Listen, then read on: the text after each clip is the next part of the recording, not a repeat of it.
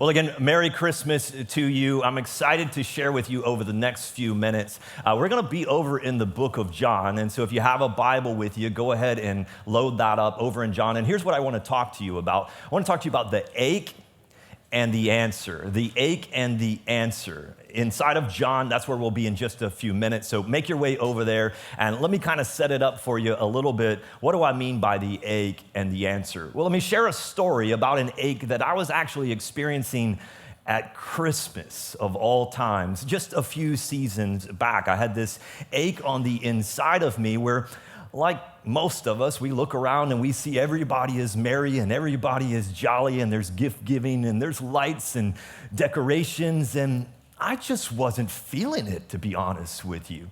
There was something on the inside of me that was just kind of unresolved, and I couldn't put my finger on what it was.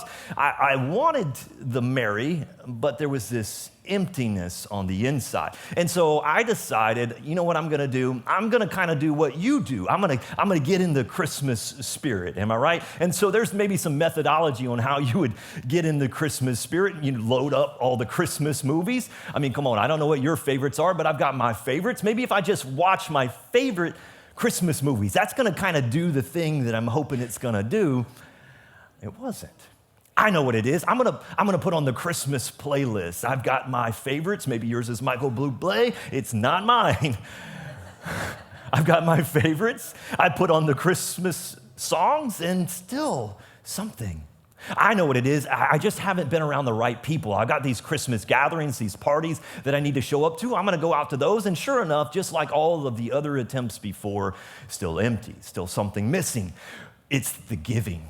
I know what I need to do. There's some people on my list, and I just need to get the right gift for the right people, and then I'm going to feel right.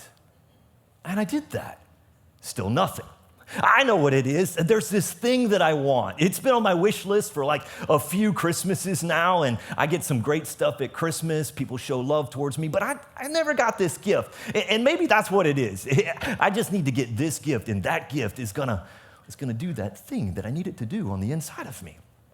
And so I've got this awkward feeling at Christmas, right? And so I've got this, and I'm thinking this is gonna be the year, and sure enough, Christmas morning rolls around, and I got some wonderful things, but I didn't get that thing. Now, I did something that I know you would never do. I know you would never do this, okay? December 26th, I didn't get what was on my list, and guess what yours truly decided to do in that moment? But I'm gonna get it for myself. I deserve that. You're looking at me strange. You've never done this before, right? You got the gift for yourself that you thought you deserved. Why? Because what you had convinced yourself is this thing is going to do something on the inside of me that I'm hoping it's going to do, right? Now, at Christmas time, this is kind of a thing that plays out. Sure enough, I got that gift and it rolled up to my house, Amazon. I mean, come on. It's like not even like 24 hours later. It's like the same day. I open up the box, it's shiny, it's pretty, it's amazing. And for about 10 minutes, I was full. I was fulfilled. There was something inside of me that said, whoo. And then it went away just as quickly as it came. And then I found myself back in this spot, and surely you have never been there before. At Christmas time, feeling this unsettled thing on the inside of you, maybe this emptiness that nothing seems to cure. This void, this like, what is that? And here's where I really got. I started to question, maybe there's something wrong with me. Maybe there's a problem. What is this thing that is on the inside of me, and why do I keep wrestling with it? And after all of this, here's what I had come to realize, is that this ache on the inside, it wasn't the problem. The ache was an indicator. The real problem was what I was doing with the ache that I was feeling. The real problem is what I expected that gift to do, to complete, to become. I had put some expectations and some weight on some things, and they were leaving me disappointed and empty and unsettled. And it was really a struggle, especially at Christmas, but not just at Christmas. And we kind of do a different version of this ourselves, don't we? It's maybe not shopping. Be honest with you, mine isn't really shopping, but it's chasing. It's the pursuit of. It's the thinking that something else is going to do what only something else can do.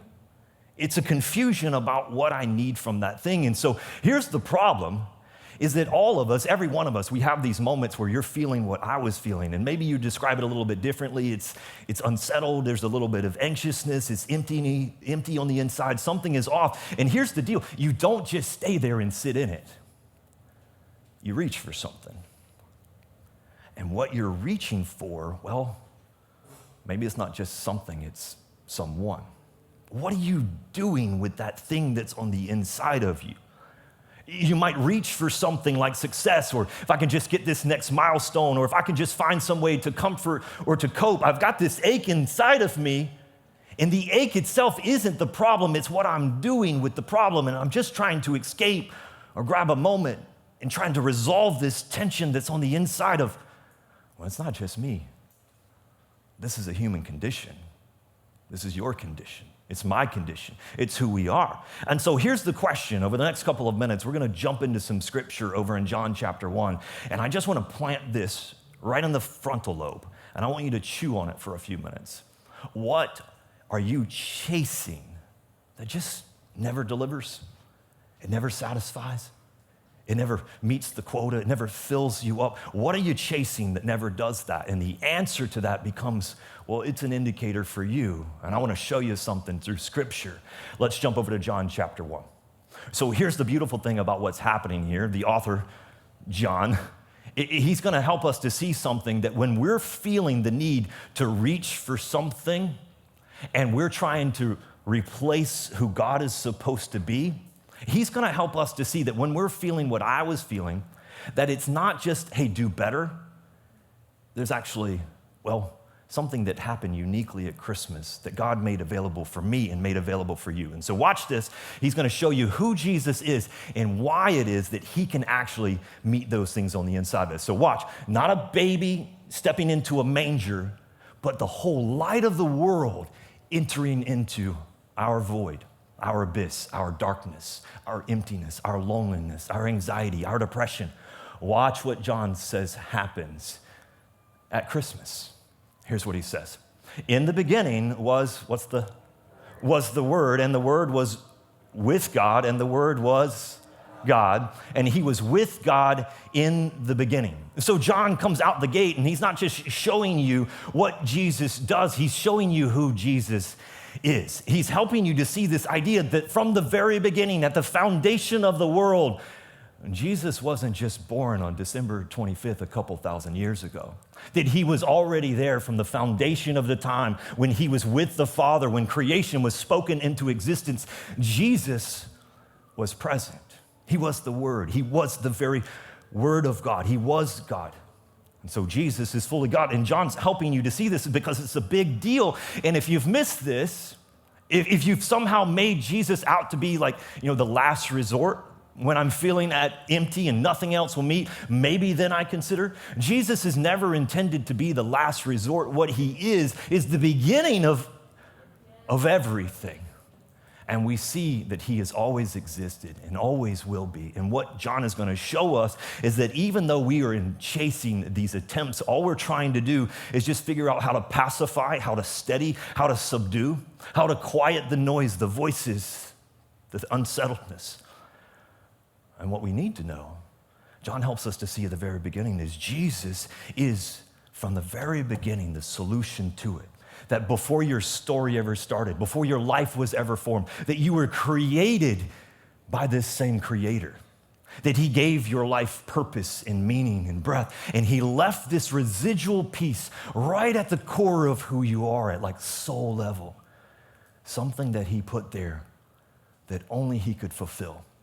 Scripture actually says that God put eternity in the hearts of men. It's like he tattooed this impression, this thing, this longing that you have. The very Creator put it there, and yet what we do is substitute it for all of these other things. And so before your story ever started, there was Jesus. And so John helps us to see this, and watch how he unpacks this. He says that through all things, everything was made, and without him, nothing was made that has been made. He's drawing the line in the sand. He's helping you to understand, look, nothing that you need, no materials that you could buy, nothing that you could go out and try to cope or meet this need with. Jesus is the author of all these things, and nothing that you think you need is found outside of him. And he helps us to see this from the very beginning. All of these things are made. And here's the problem. Here's what I do, and maybe what you do too, is we keep trying to fix this inside thing with these outside external things. And we wonder why we keep feeling empty, why we keep coming up short, why we keep repeating the patterns over and over and over again, how our life feels like it's stale and stagnant, and we're wondering, isn't there something else? And when you find yourself in a moment like that, what are the things that you're chasing, that you're hoping that it's going to do on the inside of you? And Jesus calls you at Christmas and says, hey, let me show you something. And all of your longing and all of your aching, you'll find one, but this is an inside thing, not just an outside thing. And so part of the problem, that things that we pursue, is they're not always sinful. It would be easier to just call them out as sin, and then we would separate ourselves from them. But sometimes I'm trying to fill myself up with things that, and here's the problem, it's not sin, it's just too small. And so maybe you've kind of been replacing God, that need that you have. You've reached for something that wasn't him, and yet it's too insignificant. It's too small. It cannot do what you need it to do, and yet you expect it to. John rolls through this, and he says, watch this, that inside of him is not just light, but it's life. Inside of Jesus is life, and that life was the light for Daniel, for Ryan, for you. At Christmas time, a great light enters into the world, into darkness, into the abyss, into the void, and it is for you. It is the light of the light of our hearts. And so he says that he's life, is the light for all mankind. And he shows us this, watch, in verse 5, and here's kind of how he brings this part of it to a head. He says, the light shines in the darkness, and the darkness has not overcome it. Can I just point this out to you for a moment? Here's what happens, that a lot of the chasing that we do, all we're really trying to do is just outrun that darkness that seems to be haunting you, following you, stays on your heels. And every time that there's a bit of silence and your mind begins to wonder, it raises itself up. And inside of you is this thing, and you're processing and you're wondering, like, is there something wrong with me? And in the moment, you keep finding yourself reaching for something you know you shouldn't be reaching for. You've reached for it before, thinking it was going to do something inside of you that it never could do. Why do you keep reaching for it? Knowing it just leaves you empty. It leaves the void. It leaves the abyss. It leaves the darkness. What we're doing, the emptiness, the offness, the confusion, the anxiety, the mess, all of those things, we're just trying to outrun something. And today, on Christmas, time out, slow down. We're going to look at it. And this is what he calls us to do, because he wants us to exchange what we've replaced him with and bring him back to the center of it. So Jesus is the light that outshines the darkness. He's the creator. He's the life. He's the light. All right, so we see this foundation set up in the very beginning. Now watch what happens as this light enters into all of the world. John helps us to see in just a few more verses. Let's skip down to verse 9. Here's what it says. I love this language. He says, Jesus, who is the true light, which means there are some false lights, which means there are some things that will present themselves as shiny, offering up light, but only momentarily meets the need. And this is the exchange or the race that most of us live in. And so this true light, Jesus, not a false light that gives light to everyone in the world, or to everyone, was coming into the world. This is the preparation. This is what he's telling you happens at Christmas. This is what we're about to celebrate. Now watch this. And here's the tragedy. Here's the problem. Here's what I have done. And here's what maybe you are doing. Here's what he says. Jesus was in the world, and although everything that we know was created through him, the world couldn't see who he was. They couldn't understand. They couldn't recognize, not just intellectually, they couldn't process the magnitude of who light and love and creator and fulfillment. They could not recognize the fullness of who he was, even though they were standing right next to him. He had moved at Christmas right into their little world. And he moves right into your little world. And all of your darkness, this bright light shows up. And sometimes we don't even recognize the moment that we're standing in when he's trying to reveal himself, to show you something. And this was what was happening to all of them, that he had entered into the world and they could not see it. They had heard about it. They knew the Christmas story. Maybe they had attended a church service like this. No, they didn't. But you understand what I mean. They couldn't see it. They couldn't recognize it. Light had stepped into the world. And so watch this. Here's what happens. Verse 12. So he comes into the world. Did I miss it? Did I miss 10? No, I got it. Thank you. All right, so he comes into the world, which was his own, and they did not receive him. Watch verse 12. Yet all, and here's the contrast, watch. So there's two groups of people. Jesus enters into the world. The bright light enters into the world for all of darkness to be eradicated, for all of the emptiness, for all of this. And there's two groups of people that he's showing you. There's one group of people, although they were so close to it, they just could not recognize. And then there's a second group. Maybe they didn't have it all sorted out. Maybe they didn't have it all figured out. But somewhere along the way, here's what happened to this other group of people. And I just want you to make a choice. I want you to decide which one is you, okay? So there's this group that couldn't understand, they couldn't follow, they couldn't receive, they couldn't accept. And then there's this other group. Yet to all who did receive him, to those who actually believed in his name, watch what happens. It's an identity thing. There's a complete change of character. We're brought into, we become the children of God, which means inside of this, all of the other aches, all of the other pains, all of the other offset things, it now is rewritten, it's repurposed. It now has, well, Jesus becomes all that I need. And so watch as he's applying this, and watch, he says this, he says, these children become the voice of God.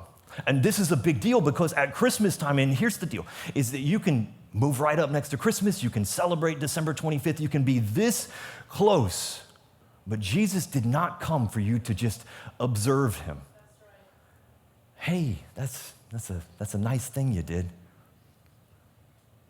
The idea was a receiving of him, a receiving. And I love that because here's what I figured out. In the middle of all of my mess, I was trying to sort it all out for myself. It's kind of like the Christmas lights. I pull my Christmas lights out, and despite how I best intentions of keeping them organized, man, they're just tangled up everywhere, are they not?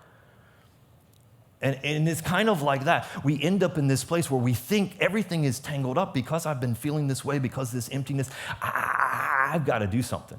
What's wrong with me? I got to fix me. And so I need to get my act together. I need to clean myself up. I need to perform differently. I got to do the right thing so that I'll feel right. And this is the beauty of the entire gospel in Christmas. He says, receive. Stop reaching. If you would just stop reaching and you would receive. And so he poses up the question for us, are you reaching? Are you receiving? And what you got to know as he brings this whole thing to a head here is that chase never delivers. It's going to promise a whole bunch of things to you. It's going to tell you it'll satisfy. You'll think it'll get you through what you need to get through, and it might for a moment, but it leaves you unsatisfied. Jesus fulfills. And so John is showing us this, that the ache isn't the problem, but there is a pattern, and here's the pattern, and I've lived it out. Here's the pattern. All right, so this ache that you experience, you end up chasing whatever you think is going to meet that need. It always leaves you in disappointment. And then you find yourself here. And inside of this is a vicious cycle. And this is what leads many people down a deep spiral. And inside of this, though, it doesn't just stop there. And it's not just limited here. I want to show you something from the Old Testament as I connect this. This was something that was happening long before Jesus was born. It's something that's still happening long after Jesus was born. And it's the same exact problem because it's not about a particular group of people. It's a condition that we're all tempted towards. Let me show you what happened then. This prophet Jeremiah talks about. Here's what he says. He says that my people, this is God's people, this is all of Israel, they've committed 2 sins, and I put the numbers for you. They have forsaken me, who is the living water and all that you need, that quenches every thirst, that you would never run dry. He says, you've taken that and you've forsaken it. You've abandoned it and you've replaced it with something. What you did is you've dug your own cisterns. These are like wells.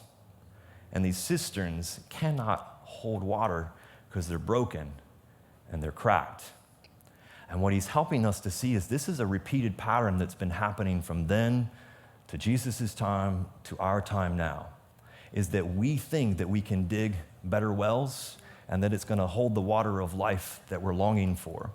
And what he's telling you is that is a broken process. And he asks you the question, why do you keep expecting that thing to hold what you need, and yet you know that it cannot? This pattern repeats itself over and over and over again. And the problem with the pattern is it leaves us in this place where we're absolutely entangled like the lights and we can no longer find our way out. And you can't untangle the lights. I tried. I threw them away this year. And so we find ourselves in this predicament, this spot. So what do you do with all of this? Well, can I share this with you? Receiving Jesus, in case you're maybe thinking you've already done that, is not a one-time thing. You receive Jesus for salvation, okay, sure, one-time thing. But here's the reality. It's like I've been doing this for 20-something years, and can I just be real honest with you? Can I do real talk for a second? I sat out in my yard yesterday, and I realized that I was still guilty of this same thing. All of these years later, even pastoring a church, because there's a real temptation on the inside of me to still think, to still believe, to still be tempted by the idea that there is something other than Jesus that might quench this thirst, that might cure this heart, that might settle my restlessness. And there's still a temptation after all of this time. And so what I'm talking about isn't like a once upon a time thing back then in your life. I'm talking about a right now thing. So you're like, I still need this. I mean, I still need Jesus. I still need Christmas. You still need Christmas. And I've been guilty of this same thing. And so what I found myself yesterday is, God, help me when I don't even know how to help myself here. And so what do you need to do? Maybe you, like me, have been chasing things in life, and maybe you wouldn't have put this vernacular around it, but maybe you've been doing that, and you've been expecting other things to meet the needs that you have. And what are you supposed to do? It's not another chase, my friend. It's not another thing. It's not another object. It's not another coping thing. You've got to come to this place where you got to stop chasing. Stop thinking that's going to be the solution. It's never going to deliver.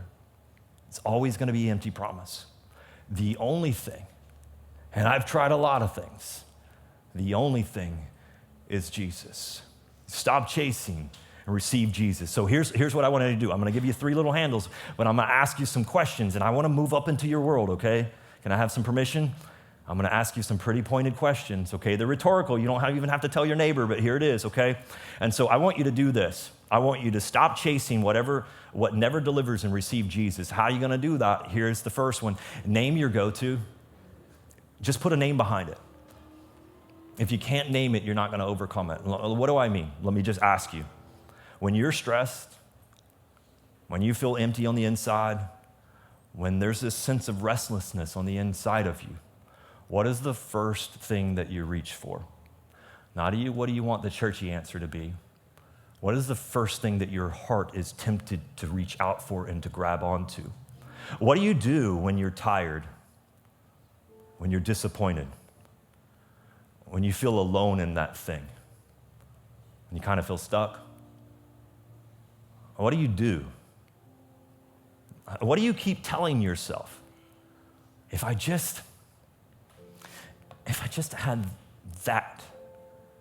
And maybe some of this would get, it's not gonna be perfect, but it'll be better. At least I'll be able to deal. I don't know what yours is, but every one of us are drawn towards something, to reach for something that isn't Jesus. Maybe it's success. Maybe it's a milestone. Maybe you think if I can just get to this next level professionally, finally that emptiness, that thing that's unsettled, maybe that's what's gonna do it. Then I'm gonna be fulfilled. Then I'm gonna have joy in life. Then, what is your go-to? Maybe you're in this place where it's like, you know what? I get in these spots and I just need to take the edge off. Like real talk, can I tell you how many dudes I talk to that are like, hey, I smoke weed on the side. I don't know if Jesus is okay with it, but I just reaching for something. And can I tell you this? Weed, drink, pills, substance, coping. Anything that you think that you can reach for that's going to substitute, become what Jesus is supposed to be for you, it always leaves you empty and shallow and more broken on the other side of it. Every time. Take it from an old boy who had coping behaviors. I don't know what that thing for you, but what is it that you go to when you're feeling it in the moment? Maybe it's approval. Maybe you feel like this emptiness on the inside of you, I've got to be in a relationship with somebody else. I've got to have another significant other. I'm not complete without that. And so you just find yourself constantly moving from relationship to relationship, or in the back of your mind, you're wondering, one day and then I'll be. And God is constantly knocking on the door of your heart and he's saying, will you let me be what only I can be? And stop looking to everything else. Name the go-to. Maybe you're filling that up with stuff. Maybe you're in a place where something on the inside of you is restless and it's stirring, and it's not sin that you're considering. But because you're so restless in the heart, what you're actually doing is you keep looking to move and to bounce and to go from here to here to here to here. And God is saying, I'm trying to do something in you in the season that you're in, but you won't be content in me. You're chasing everything else. And this is the moment. And he brings it right up here at Christmas. And he shows you a great big mirror and asks you the question, what are you chasing, expecting that it's gonna be something that only I can be? And the great invitation, well, my friend, the great invitation of Christmas is that he invites us to expose the lie. You gotta do it. You gotta name it, and then you gotta call it out. I expected this thing to complete me, to fulfill me, to make me finally feel. What are you asking that thing to do? What do you believe you're finally gonna feel? Peace? Worth? Relief? Control? What are you hoping that it's going to deliver to you, but it hasn't yet? And yet you still keep coming back.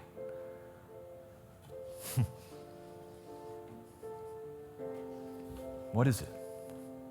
What are you hoping that when it's finally here, it's gonna fix you? But here's the third thing, and this is the beautiful exchange. Is trust Jesus with what you're expecting everything else to do. Trust Jesus to deliver. Trust him to deliver. What would that look like? What are you worried about? If you just stopped chasing everything else and you actually came to a moment like this and said, okay, God, I've been running after everything else. What does that mean? In just a moment, the band is going to make their way up here, and I want to show you from another prophet the invitation that we'll have today. And I believe that on Christmas, I think this is what God is asking of us. And this is the invitation. Let me just show it to you and let it speak for itself. Here's Isaiah. And this is what he's saying to us on a Christmas-like morning. He says, come, all you who are thirsty, come to Jesus. Come to the living waters. You can come to me even if you feel like you're insufficient, like you don't have enough, like you're out. I don't even have the money. He says, look, this ain't about material things. He's like, you can come to me. Come to Jesus. Come buy and eat. Come buy wine and milk without money and with a cost. There's something that your materials can't replace. And he watched this. This is what he says. Why? Why spend the money on what's, you know, you're just going to be hungry all over again. You know, it's not going to satisfy you. It's not Gatorade. It doesn't quench your thirst. Why do you do it? Why do you keep coming back? And the invitation is to come to Jesus, to receive all that he has for you. It's not a complicated thing. It's pretty simple, but it is a faith-based thing. And so what I want to say to you as we get ready to pray today is, listen, some of you, or maybe like me, a few years ago, a few Christmases ago, it's not a shopping thing, it's not a present thing, but you're still sitting and you're anticipating and you're waiting, and something at Christmas feels off, it feels unsettled, and you're wondering why I'm navigating this and why I'm feeling the way that I'm feeling. And maybe God has your attention today and just wants you to know this, that the chase never delivers, but Jesus will.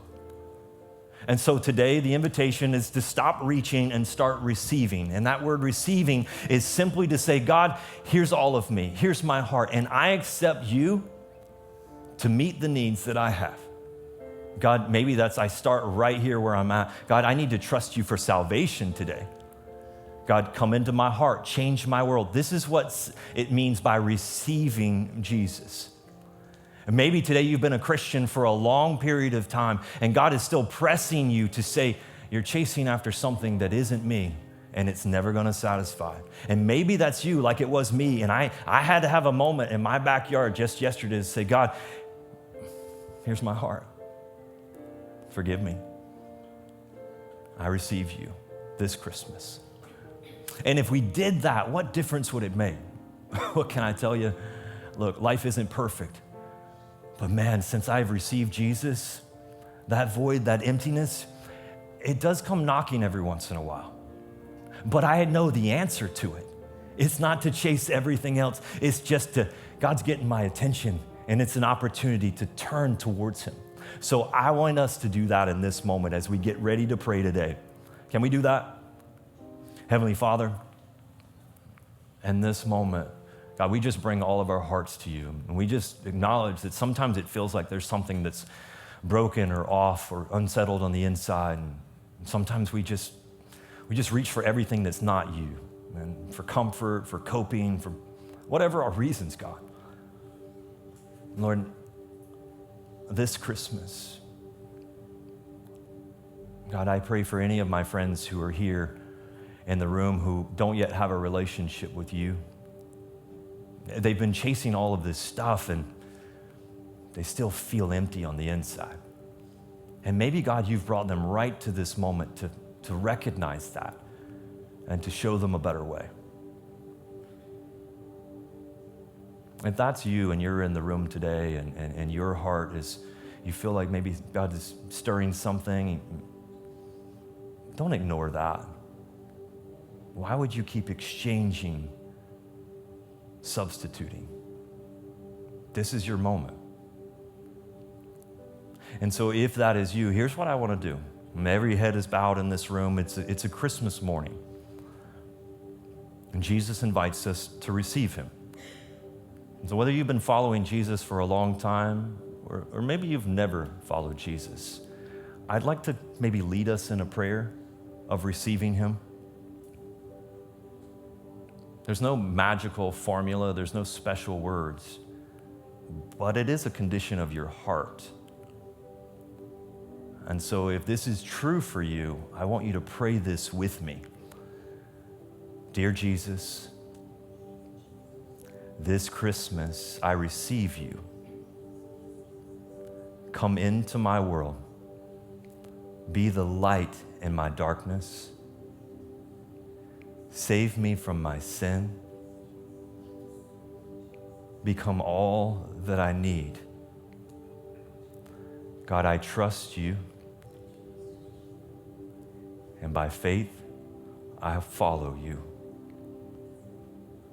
Help my heart when it goes astray.